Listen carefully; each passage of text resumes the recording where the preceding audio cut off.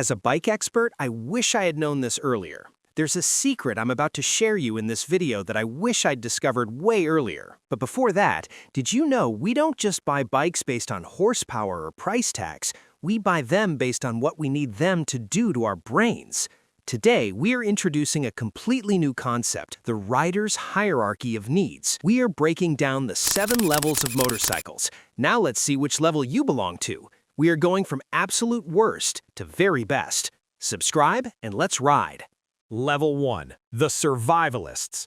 This is where every rider begins. These are the bikes that cost less than a decent gaming PC and have the structural integrity of a wet cardboard box.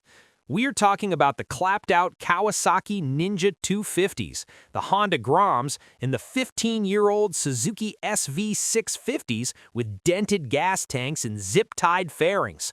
At Level 1, the concept is raw survival. When you throw your leg over a Level 1 bike for the first time, your brain enters a fight-or-flight response. You don't care about 0 to 60 times. You care about not stalling at a green light while a soccer mom in a Honda Odyssey honks at you.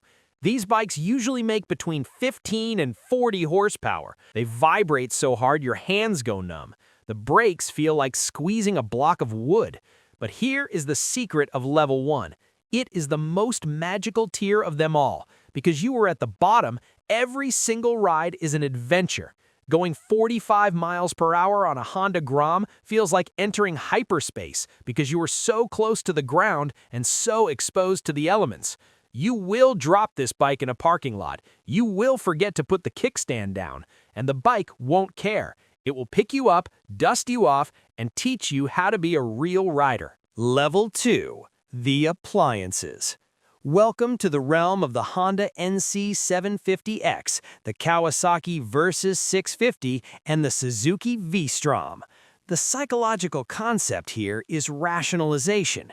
You buy these bikes because they get 65 miles to the gallon. They have comfortable, upright seating positions. You can put a massive, ugly plastic top box on the back to carry your laptop and your groceries. These are the dad shoes of the motorcycle world. They are the Toyota Camrys of 2 wheels. If you ride a Honda NC750X, you probably own a label maker. You have a spreadsheet tracking your tire wear. You wear high-visibility yellow jackets because safety is paramount. These bikes are objectively brilliant pieces of engineering. They will run for 100,000 miles with nothing but oil changes and good intentions. But they are completely devoid of soul. They do not scare you. They do not inspire you. They just work. And eventually, the sheer boredom of Level 2 will force you to seek out the absolute chaos of Level 3. Level 3. The Hooligans. Welcome to the naked bikes. The Yamaha MT-07, the KTM 890 Duke R, and the Triumph Street Triple. The concept here is unfiltered ego. The manufacturers figured out a genius formula. Take a superbike engine, tune it so all the power hits you instantly at the bottom of the rev range, strip off all the aerodynamic plastic so the bike looks like a mechanical street fighter, and put a wide, flat handlebar on it. The result is a machine that actively encourages you to break the law. If you own a Yamaha MT-07, it is medically impossible to keep the front wheel on the ground. The cross-plane parallel twin engine is essentially a mechanical dopamine dispenser. You aren't riding to commute, you are riding to terrorize quiet neighborhoods and do wheelies away from stop signs. The KTM 890 Duke is literally marketed as the Scalpel. It is a bright orange middle finger to traffic laws. Level 3 bikes have no wind protection. If you take them on the highway, the wind blast will try to rip your helmet off your skull. But in the city, in the canyons, they are the undisputed kings of fun. They are raw, unruly, and constantly whispering terrible ideas into your ear. Level 4. The Tribal Kings. This is where motorcycles stop being vehicles and become complete identities. This is the domain of the Harley-Davidson Street Glide, the Indian Chieftain, and the massive Honda Goldwing. The psychological concept here is belonging and status. When you buy a level 4 motorcycle, you aren't just buying 800 pounds of Milwaukee steel. You are buying a costume, a culture, and a weekend brotherhood. You are buying the right to wear a leather vest and nod knowingly at other guys with beards at gas stations. These bikes are massive. They use engines the size of small cars, 114 cubic inches, 1,800 cc V-twins that idle with a sound that sets off car alarms. They have touchscreen infotainment systems, Apple CarPlay, heated seats, and stereos that cost more than a level 1 motorcycle.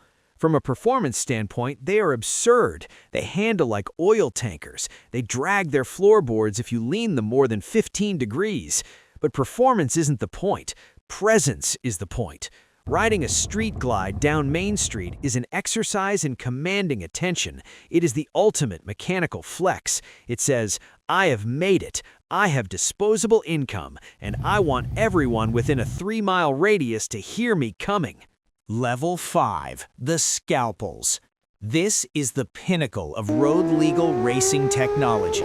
The BMW S1000RR, the Ducati Panigale V4, the Yamaha R1.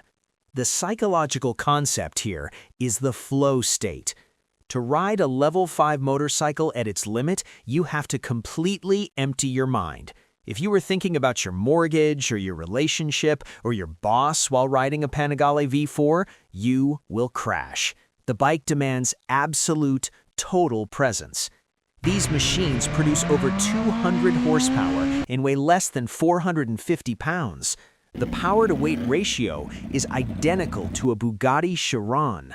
If you twist the throttle wide open in second gear, the acceleration is so violent it genuinely blurs your peripheral vision. To keep you alive, these bikes are equipped with aerospace-grade electronics, 6-axis inertial measurement units, slide control, wheelie control, cornering ABS. The computer is making thousands of calculations per second just to stop the rear tire from spinning up and launching you into orbit. They are incredibly uncomfortable. The seat is a plank of wood, the clip-on handlebars destroy your wrists, the engine roasts your thighs in traffic. But when you take a level 5 bike to a racetrack and you hit the apex of a corner at 120 miles per hour with your knee dragging on the asphalt, there is no greater feeling of mastery on earth. It is a spiritual experience masquerading as an adrenaline rush. Level 6, the Earth Conquerors. This is the adventure bike tier. The BMW R1300 GS, the KTM 1290 Super Adventure, and the Ducati Multistrada V4 Rally.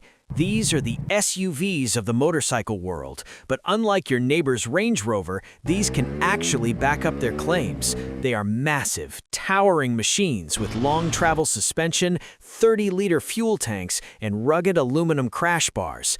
The psychology of the ADV rider is fascinating. You buy a level 6 bike because it represents absolute freedom. With a BMW GS, you can leave your driveway in New York, hit the highway in perfect comfort with heated grips and cruise control, turn off onto a dirt road in Colorado, and keep riding until you hit the southern tip of Argentina. The reality? 95% of the people who buy these $25,000 machines will never take them off the pavement. They are the ultimate Starbucks command vehicles. We dress up in $2,000 waterproof Klim suits to ride 3 miles to the coffee shop on a Sunday morning. But it doesn't matter. The capability is what you are paying for. Knowing that your motorcycle could cross the Gobi Desert if you wanted it to is enough to get you through the 9-to-5 grind. It is the physical embodiment of the phrase, I could just leave it all behind. Level 7, the Apex Predators. And finally, we reach level 7, the peak of the hierarchy. These are bikes that defy logic, defy the law, and defy common sense. They exist purely because engineers wanted to play God. Welcome to the Kawasaki Ninja H2R, the Aston Martin AMB 001, and the Ducati Superleggera V4. The concept here is immortality. These bikes aren't just fast, they are historical monuments. Take the Kawasaki H2R. Kawasaki didn't just build a superbike, they handed the project to their aerospace division and told them to build a missile. They bolted a centrifugal supercharger to a 998cc inline 4. The result? 310 horsepower. It is not street legal. It has no headlights. It has carbon fiber wings to stop it from taking flight. It tops out at over 240 miles per hour. When it shifts gears, the supercharger chirps like a fighter jet. Or look at the Ducati Superleggera V4.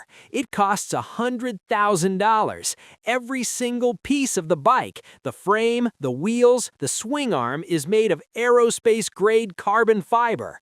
It is a masterclass in weight reduction, resulting in a machine that is functionally a MotoGP prototype that anyone with a massive checkbook can buy.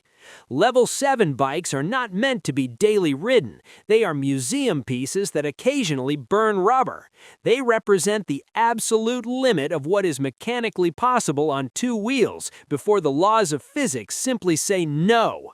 So this is the secret I'm talking about, the rider's hierarchy, the 7 levels of motorcycles. The only question left is which level are you? Are you currently rationalizing your way through traffic on an NC 750X? Or are you terrorizing the twisties on an MT-07? Drop your current bike and your dream level in the comments below. If you loved this deep dive into the psychology of speed, hit that like button and subscribe so you don't miss our next breakdown.